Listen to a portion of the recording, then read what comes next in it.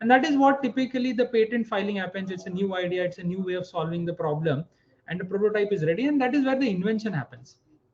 But what we actually found out after a lot of discussing and visiting places where these inventions are happening, that the third value of death, which is where prototype was converted into product, was not happening. And that is where the real innovation happens. A product is something which is repeatable, designed for manufacturing, scalable. You can make 1,000 pieces of those. It passes all the safety tests. It is something which is put into a beautiful box. It is something which has cleared all the regulatory clearances. You have a license to manufacture. Your clinical studies are done. So prototype is something which is just demonstrating in your hands at lab level that it is working. Product is something which is repeatable. It is more user friendly. The cost is in such a way that you can source the components. The supply chain is figured out. So that is much deeper understanding of what is a product. And we figured out that a lot of people had prototype, but product was missing. And then further, these products actually did not reach the market also, because either they were not licensed to the startups or industry, mass production was not taken care, distribution channel network, whom do you sell it, that was not figured out. Fortunately, we do have now good ecosystem of startup and industry in the country which is coming up. But the third value of death is still a value of death, where these prototypes didn't get converted into products. And that's what we thought, maybe Betic IIT Bombay, we have center which will translate these research ideas or prototypes into marketable products. If you do that, then industry and startups can scale it up. So that was a gap which we identified and we thought we'll contribute towards. And it started with this particular thinking. Bottom line, you'll see there is 50,000, 5 lakh, 50 lakhs, and then about 5 CR. These are the order of magnitudes of investment which is typically required. Probably one of the reasons why people were able to do proof of concepts and prototype, because the order of magnitude increases tenfolds when you want to make a prototype to product. And that's where people run out of cash or resources, because you require a larger team, you require multidisciplinary people, you require more investment to convert that. And maybe that is why we didn't see a lot of products coming out of different labs or centers. Now the term that I'll introduce is even more important, which is the bottom side, which is TRL, which you will keep hearing, and probably one of the parts of the topic itself, the technology readiness level. So whenever you have something which is just at an idea level, that is called as technology readiness level 1. And whenever something has been commercialized and reached the people it was designed for, is in market, that is what is called as technology readiness level 9 at the rightmost extreme. Every stage in between falls in between. Technology readiness level 2 means proof of principle, 3 is proof of concept, 4 is where you have the basic testing done, 5 and 6 is more like the early stage verification, validation, 8 is commercialization. So these are the stages, and this is what somebody measures, that whether you have progressed forward in the product development. We have also seen that a lot of technologies were at TRL level 3 or 4, where the proof of concept at lab level demonstration was there, but products were missing. And that's where we have to cross these values of depth from TRL 3-4 to TRL 6-7. When industry is more confident of taking it up, going to mass scale production, going and investment into the machines required for producing it, or the supply chain or distribution of that. Okay, so I hope this clears up typical product development ideas and how we were able to do it. Let me give some examples further. But before that, let me also say that something which we were able to do is not only done at IIT Bombay. We have multiple institute partners, including MGM as one of those. So Betic now has grown to about 15 cells in Maharashtra itself, where 7 are engineering institute partners and 7 are about medical institutes or colleges, and MGM is one of those. So that is a very privilege for us, that we are working very closely with hospitals, doctors, clinicians, and physicians to solve these medical device problems. And it is not possible unless you have these kind of collaborations which are interdisciplinary or multidisciplinary people working together. So that's a major ingredient. If you want to develop commercializable devices, then you need such kind of partners, is what we have realized. As a overall matrix of what we were able to do, we have these 15 centers. We have trained more than 1,000 plus people. We have interactions with multiple doctors, clinicians, physicians, more than 100 plus. We have filed 50 plus patents, but more than that, 16 startups have come out. So all these ideas or the problems which somebody said, we've converted into products. which now has gone and commercialized into 16 startups which have come out of Betic network. We're working with industry where we are licensing our devices about 14 plus. And that is what will show you that we are able to convert this, and that is possible in India. That is, rather than we are able to do it, it is possible in India is more important here, that we all can come together and develop these. Wish we would have invited all of you to Betic IIT Bombay, but because of the restrictions, let me at least give you glimpses of the pictures which are there. So what you'll see, the Betic lab at IIT Bombay, we have 3D printers, electronics prototyping machines, metal printers, some basic facility to convert these ideas into prototype. But we also have similar facilities at College of Engineering Pune and VNIT Nagpur. And there is a very beautiful facility at your own MGM sister concern, which is the medical, the School of Physiotherapy, where there is a beautiful center for biomechanics, human movement and science, which is headed by Dr. Rajni. And we have an official partnership there where we are working very closely on the human movement and biomechanics. So as in the clinical part, the biomechanics part, Dr. Rajni and her group is brilliant, and the facilities is probably state of the art, equivalent to any facility at world. And we are able to leverage the clinical side to validate our devices or develop our devices with those clinicians there. So it's a beautiful relationship which is already there. This is a glimpse of the devices which we were able to develop and transfer to industries. So from head to toe, if you see, from glaucoma screening device to digital stethoscope to hear heart and lung sounds, to surgery planning devices, hybrid splints, diabetic foot screening device, rehabilitation devices like knee, foot, ankle orthosis, or implants which are patient specific, which we are working very closely with Dr. Shrivalli and her group. Guides and in surgical instruments, laparoscopic instruments, all of these, if you see, we have been able to develop with doctors and engineers working together.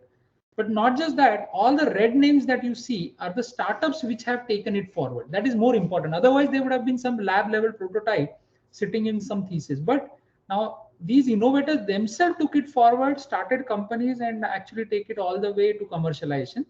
Also, the other mode, as I said, if the innovator himself is not taking forward, we do have industry partners who are taking forward. So existing industries, they take up the product and then commercialize and go into mass production. So I'll just share some stories. Before that, let me come to the part that how we are able to do it. It's a very simple process which we have come out, which we call now Betic innovation process, which was penned down by Professor B. Ravi. It consists of 4 Ds: define, develop, deliver, deploy. And each of that stage or step of innovation process has further 4 steps. So when you say define for any medical device innovation, or for in that matter any innovation, you can have a good team, understand different roles, immerse clinically or immerse in the environment where the problem exists, define the problem, come out with concepts. Then comes the engineering part where you have a detailed design, the prototyping, the rapid prototyping, functional prototyping. The deliver is where you do the pilot manufacturing, do the preclinical testing, human clinical studies, certification, regulatory approvals, and then deploy. The IP is protected, business model, mass production, and device distribution. Unless you do all the 4 stages, as in when I say you don't do it, as in at least you should have a team which is capable of doing it, or institutes which are capable of doing it, or partners who are capable of doing it. It will just stagnate at one stage and it will die off at that stage. And that's why it is very important that you have everybody who's involved, stakeholders at all of these stages. So we started with 450 unmet clinical needs where doctors, clinicians, physicians gave these problems, to about 240 plus proof of concept, to 60 functional prototypes, to about 30 tested devices, prototypes, to about 10 devices which have been commercialized and reached the people it was designed for. So if you see, there is always a huge ratio where things start falling down, but you have to be consistent enough where the innovator has to be there, the partners have to be there, the problem has to be good, there has to be business for investors to invest in it. So not just because it's a good problem means that it is a good product and commercially it will succeed. So that's a learning which we had. Now let me give you a even pictorial image, that a proof of concept of heart and lung sound. So the doctor who's there in the left image and the electronics engineer and software engineer, they came together in one of our medical device innovation camps. And then the doctor said, how do I transmit heart and lung sound from one place to another, from remote areas to areas where experts are there. In 5 days, 4 nights, they actually build a proof of concept. You will see the bottom image left side. That was very quickly done. They worked day, night. And that is TRL level 3. But then it took us that from 5 days, 4 nights, it took us about a year to develop the functional prototype and another year for the product. So about a year and a half to two from that TRL3 to TRL7. And the innovator, Adarsh himself started a company called IU Devices, developed the application, got the regulatory clearances, had a team which is manufacturing, testing, quality checking, and that is where the device is commercialized, and now screening medical device innovation camps happen and the device is already used, is what is the typical TRL level crossing, even in pictorial format, which may be helpful for you. uh, we also have like these devices, surgical instrument from a doctor or an idea surgeon saying, can I cut the femur because tumor is there? Instead of measuring it with ruler or a scale, can I use a device which perfectly cuts the femur to a 3D CAD model, to a functional prototype, to a metal product, and actually commercially, not commercially, but at least clinically getting used in the surgery.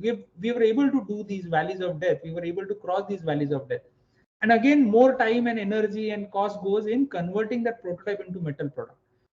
Similar for suturing device, the idea where a laparoscopic surgeon said, can I automate suturing laparoscopically to the CAD model, to the prototype which was plastic, to metal, to a startup which is now started in Pune itself. A doctor himself has taken the device forward now, started a company and won a bioignition grant award to take it all the way to commercialization. So just some uh, correlation and mapping of how the idea goes into CAD model to prototype to product to commercialization or lab use, clinical use. So this is an example of that. The stethoscope story, the benefit, as in if you would have stopped at the prototype level, it would have never reached. But since we went all the way, commercialized the product, the innovator himself started the company, we saw the benefit that during COVID, because of social distancing, it really became a very good hit. And you'll see the bottom right image, the baby girl who's there. The stethoscope is not, as in the doctor who's in the PPE kit, is literally about 4 to 5, 6 feet away from the girl, and still he is able to auscultate, the heart and lung sounds are transmitted, and you are actually, the doctor in his PPE kit has headphones through which he is able to hear, he's able to record the sound, he's able to visualize the sound. And this was possible, and that's how the technology was converted into a product which benefited the people. They're building ML AI software, how we can automatically detect abnormal heart and lung sounds. The device has now, again, what I said, 2000, now the device has sold about 4,000 plus devices. And very important to cross all these valleys of death. Otherwise, it will never impact the people it was designed for. A lot of government institutes where it has been implemented now, a lot of telemedicine companies are adopting the stethoscope, digital stethoscope. So this was a story of that digital stethoscope from an idea to actually a product. Second example is our very own, where Dr. Rajni from MGM itself was involved, and one student who was an electrical engineering student at IIT Bombay was involved. So Dr. Rajni had a concept that diabetic foot ulcer is a major problem, which was the unmet clinical need. And she said the current devices take about 20 to 30 minutes to screen the patient. And if it is not screened, neuropathy is not identified at early stage, you end up leading to a foot ulcer, which leads to an amputation. And this problem itself was so challenging, the students got excited in the engineering domain here at IIT Bombay. And it really went on to extend to that we found out every 30 seconds there's an amputation, which the reason comes out to be diabetes. And India being diabetic capital, 65 million people having diabetes, this becomes a major challenge. And 85% of this could have been avoided, the amputations, is also what Dr. Rajni mentioned to us, because she said if the screening is done at an early stage, you can still control neuropathy or at least monitor neuropathy. And that is where the clinical side expertise came in picture.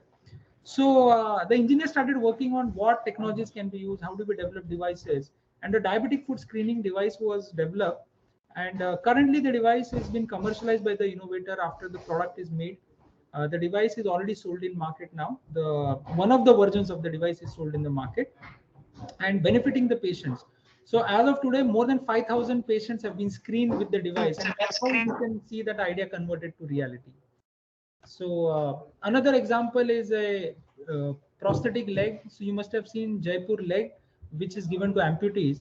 Ratnanidhi Charitable Trust came to us and said that can you actually use technology where this measurement process of the socket can be automized or at least digitized, because currently they use plaster of Paris, they make a negative, positive of that. Then the prosthetic socket is made of plastic, and that was a challenge. So we intervened. One of our PhD students started working, and what we were able to do was, you just take 16 measurement. The social worker goes to the patient's house, takes 16 measurement. Those are SMS. We develop the 3D CAD model, and then digital manufacturing is introduced where the socket is manufactured, and that socket is given back to patient. This received a Google Challenge Award, and you will again see bottom right, the patient now, after the prosthetic socket is uh, let's say attached to the patient is at the MGM School of Physiotherapy Gate Lab, where we again receive good support from Dr. Rajni and her team. How do you do energy analysis? The socket and the IIT Madras knee, which was introduced, whether the patient is benefiting, the energy expenditure, that was actually measured. So again, you can see that the problem started with clinician, the engineering part, the technology, and Ratnayati Charitable Trust now deploying it. So it doesn't even have to be a private limited company. It's an NGO which is deploying the technology to patients now. The other good history that we have with MGM is that with Dr. Sri. So what we do is, where Dr. Srivelli comes with these needs. I think somebody is. Hello. Yeah, should I pause? No, sir. No, sir. Okay. So this is the work which we are doing with Dr. Srivelli, where she has patients where they need customized jigs or customized implants to correct the facial deformities, let's say. And we are taking CT scans from Dr. Srivelli. She explains to the engineers what is required during the surgery or pre-surgery. We convert the CT scan into 3D model. That is helpful for the surgeons to visualize. Then we 3D print the geometry, which is replica of the patient. That helps the surgeons to visualize the geometry in hand, also plan their surgery as well as mold their implants pre-operatively. We also give jigs or guides to the surgeons, which can be helpful for cutting the bones wherever they want to cut it, which is pre-planned. And then we are now able to print the implants, which are patient specific in titanium alloy, which are now useful during the surgery and actually goes in the patient to reconstruct. So that is the typical flow from CT scan to 3D model to jig design to surgical software to 3D metal printing. We have two facilities which are 3D plastic printing, which has helped into quite a few surgeries, and even metal printing. So you'll see the right most implant, orbital implant, which was designed with Dr. Srivelli for a patient, or eyeballing, or even jigs which can help make sure that the eyes are at the same level intraoperatively. So we have worked some of the cases, and we are hoping that this now scales up, where more of these jigs and fixtures can help the doctor or the surgeon during surgery. And now we have a full medical grade facility for printing titanium implants, which can print patient specific implants, which can be helped. So if we do the pre-planning properly for 3-4 weeks, the patient can benefit out of it.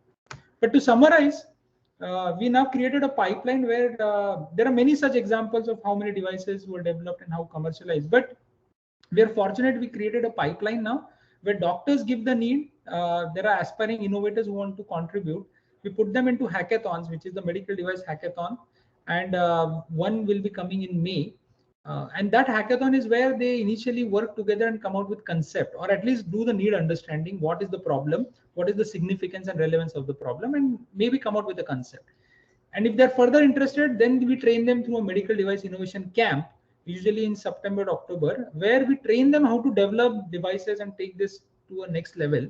Then if they're further interested, the concept, the prototype is good, then probably 1 year at fellowship or 1 year of time spending at one of the Batik centers to convert into product, and then exhibit the product, or go either start your company into a business incubator, like Sign is our official business incubator for IIT Bombay. You start a company, or you license to Indian industry. So bedside to engineering bench to business to bedside, so that it actually goes back to the patients or the doctors who want to benefit from that. We have also published whatever learnings we have. Professor Ravi has beautifully penned down a book called The Essence of Medical Device Innovation, which captures the 16 steps of medical device innovation through 16 stories of 16 innovators who developed 16 devices in India. We are also proudly saying that we are an ISO 13485 facility. So we are developing our devices as per international standards. But this is the last slide. This is more to do with how we are able to convert these unmet clinical needs, work closely with doctors and engineers and researchers and entrepreneurs to create impactful solutions. So every image has probably a doctor, a patient, and an engineer who work together. So this is what we call our happy pictures, and hope these more and more such pictures come out and more devices are developed. But that's more or less from our side. So this was more of experience that we have gained, and we'll be happy to share any learnings, insights more, and hope similar ecosystems are developed and we all contribute towards medical device innovation. But thank you very much. Thank you for the opportunity. I'll be happy to answer if there are any queries, questions.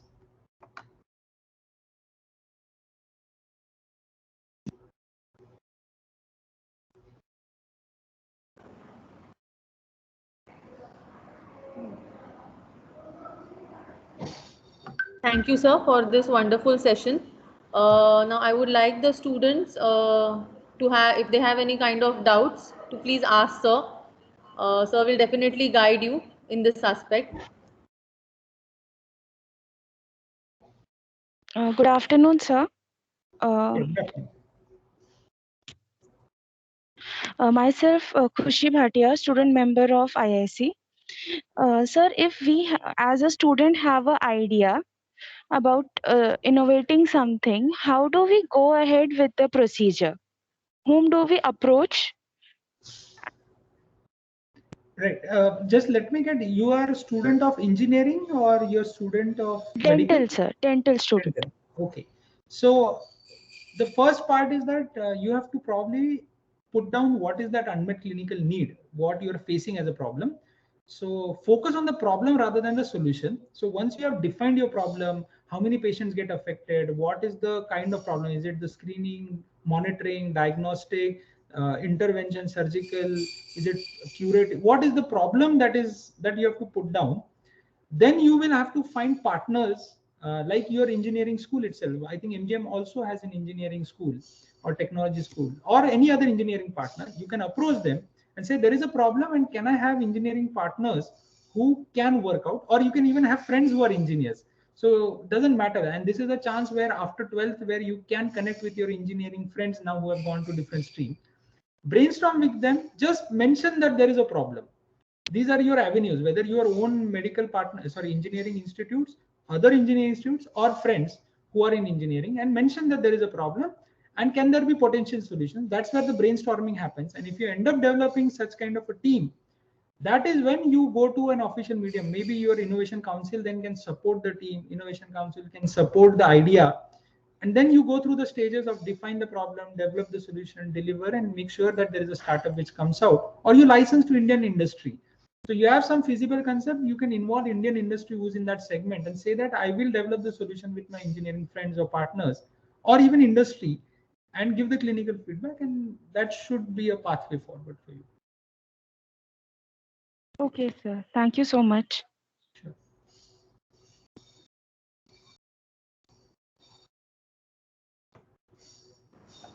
So I wanted to ask one thing, that if we plan to do any kind of innovation, so how do we start about it? Like where exactly? Do we start at the local needs, or do we first get into the innovation and then think about the local needs?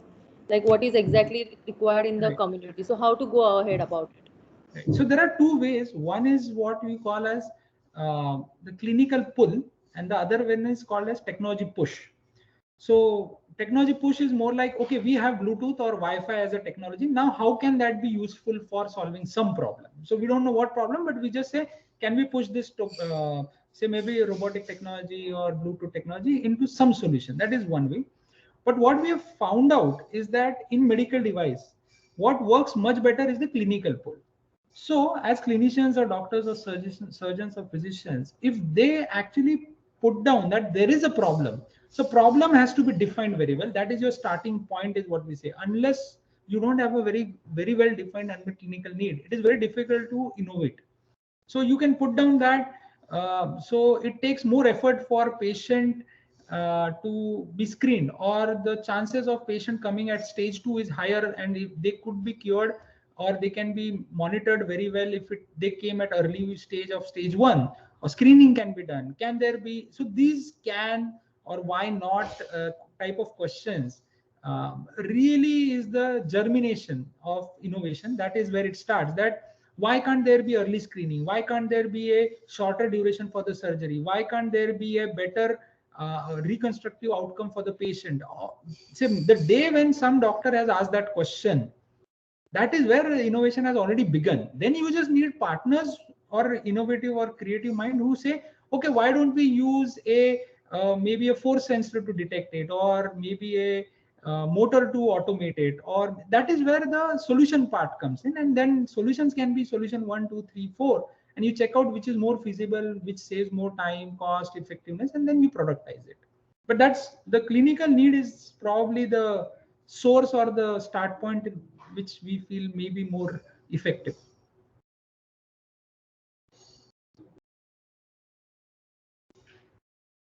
Thank you. Thank you. Sir, I had a question on sir, what do you think are the common challenges faced in taking medical innovations forward? Right. So again, medical innovation taking forward in India, let me add and then say that. So one big challenge is medical device is a very interdisciplinary field. So it requires doctors of different types working together.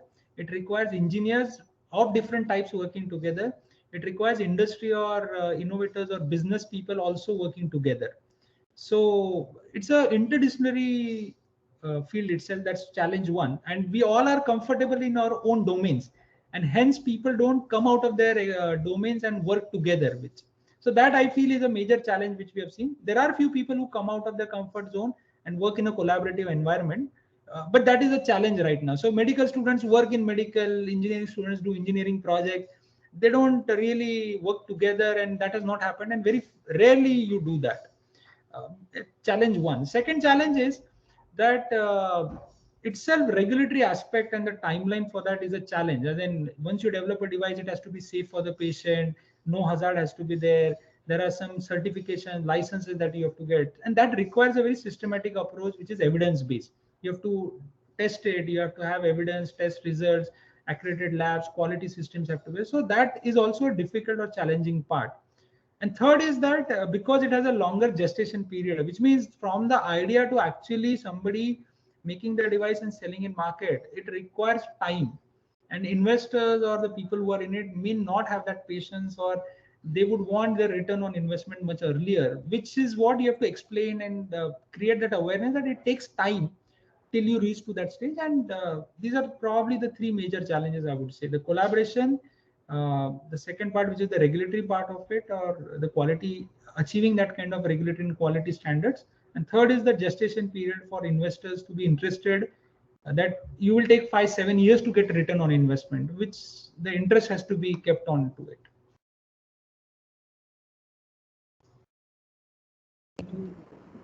Uh, Thank you so much, sir. This was a very wonderful session that we had today.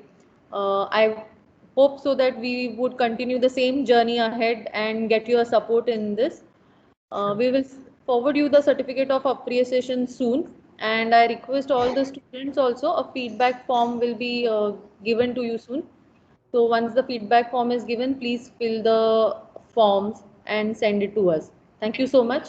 Thank you.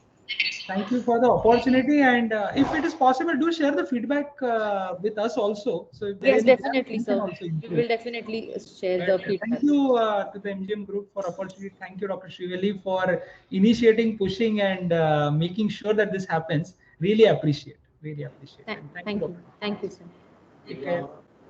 So, if we can clear all the MGM DCH IIC members, if they open their video up so that we can take a print screen for Sure. reference for MGM DCH IIC.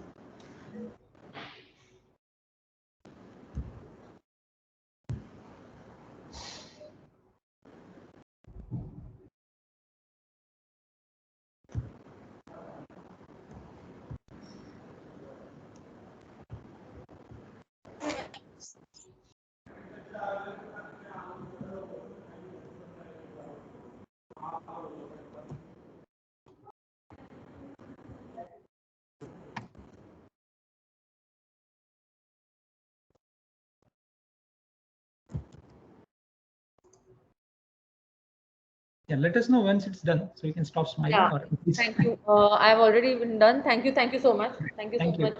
Thank you. Take I'll care. be, Have a nice day. yeah, I'll be just closing the meeting for today. Thank you everyone for joining us.